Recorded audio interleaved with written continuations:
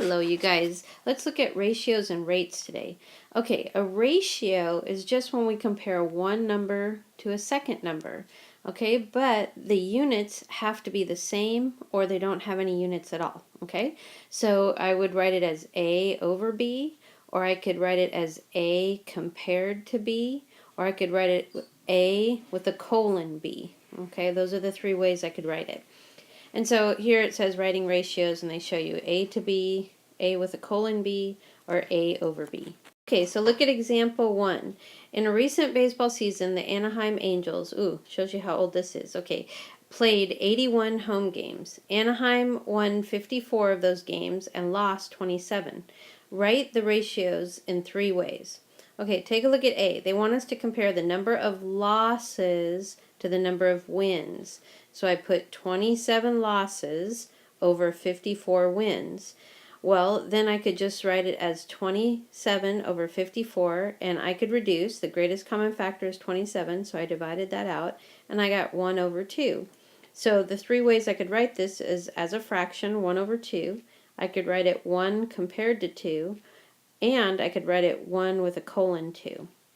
Okay, take a look at B. The number of losses to the number of games, and this means total games.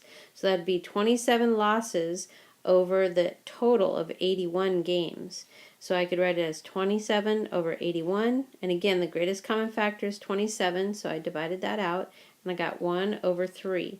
So I could write it as a fraction 1 over 3, I could write it as 1 compared to 3, and I could write it as 1 colon 3. Okay, so take a look at the checkpoint. It says use the information given in example 1. Compare the number of wins to the number of games, and that means total games, using a ratio. Write the ratio in three ways. So I looked back and I got 54 wins over a total of 81 games. So 54 over 81, I could reduce. They have a greatest common factor of 27. And so I got 2 over 3, or I could write it 2 compared to 3, or I could write it 2 with a colon 3. All right, take a look at example 2. Now they want us to find a unit rate. Now this is really important, and I don't know why they didn't put it in the vocabulary. Look over here and put this in your margin. A unit rate means we have to make the denominator 1. Okay, so no matter what the denominator is, we need to divide it so that it becomes a 1. So take a look at this. On the first day of a family vacation, you and your family drive 392 miles.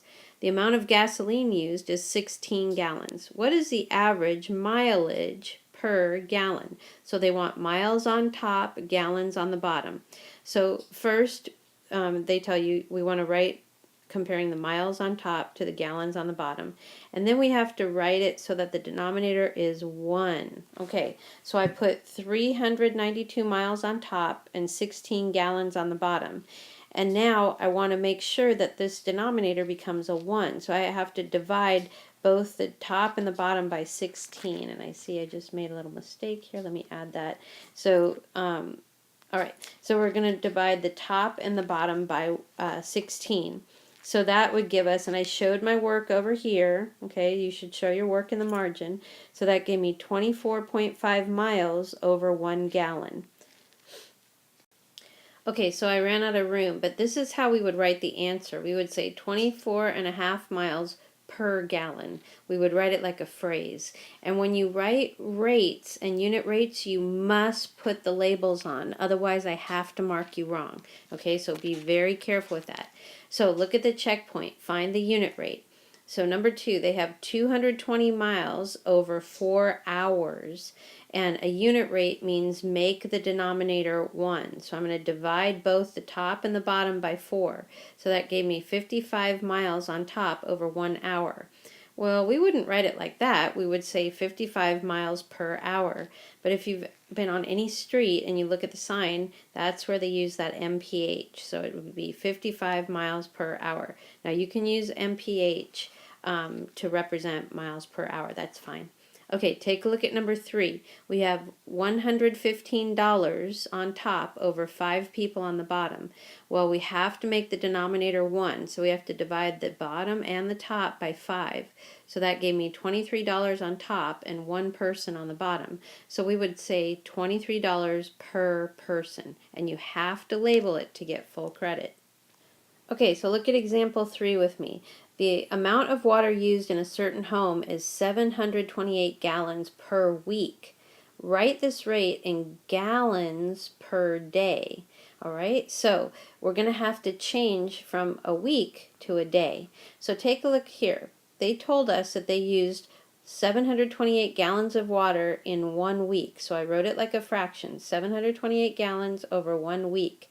Now I want to get rid of week. I want to turn it into a day. So I have to use what's called a conversion factor. All right, and so I know as a fact that there are 7 days in a week. So I put 1 week on top so that I could cancel the unit out, and I put 7 days down below because we know this is a true statement. All right, so the unit of weeks goes away, and I'm left with gallons on top and days on the bottom, which is what I wanted. So I wrote it here, 728 gallons over 1, because the week disappeared, and then times 1, because the week disappeared, over 7 days. So now I just have to reduce the 7 and the 728. Well, 7 goes into both, so I divided. 7 divided by 7 gave me 1. 728 divided by 7 gave me 104. So that gives me 104 gallons on top over 1 day on the bottom. And so I could write that as a unit rate of 104 gallons per day. Okay, take a look at example 4 with me.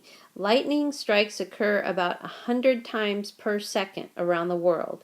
About how many lightning strikes occur in 3 minutes? Okay, so they want us to go from seconds to minutes.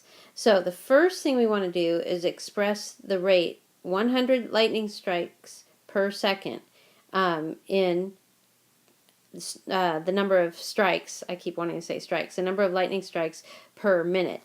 All right, so I started off with 100 times lightning strikes over 1 second, and then I used a conversion factor, okay? You know that there are 60 seconds in a minute, and so I put the 60 seconds on top so that the unit of seconds would cancel out, and 1 minute on the bottom. So then I canceled the seconds out, they disappear, and I just multiplied. 100 times 60 gave me 6,000 times, okay? Times, and I would call that lightning strikes, and then 1 times 1 in minutes, so over a minute. So 6,000 lightning strikes per minute. So now I want to look at number 2. Now I'm going to I know that there's 6,000 strikes per minute, and I know that I want 3 minutes. I want to figure out how many times it strikes in 3 minutes. So I took the 6,000 lightning strikes per minute and multiplied it by 3 minutes. Now remember, I can make 3 minutes look like a fraction by putting it over that invisible 1. And I do that so that the minutes cancel. Notice how the units of minutes goes away. And so then I just have to do 6,000 times 3 is 18,000, and the word times didn't disappear. So that means there are 18,000 lightning strikes that occur around the world in 3 minutes.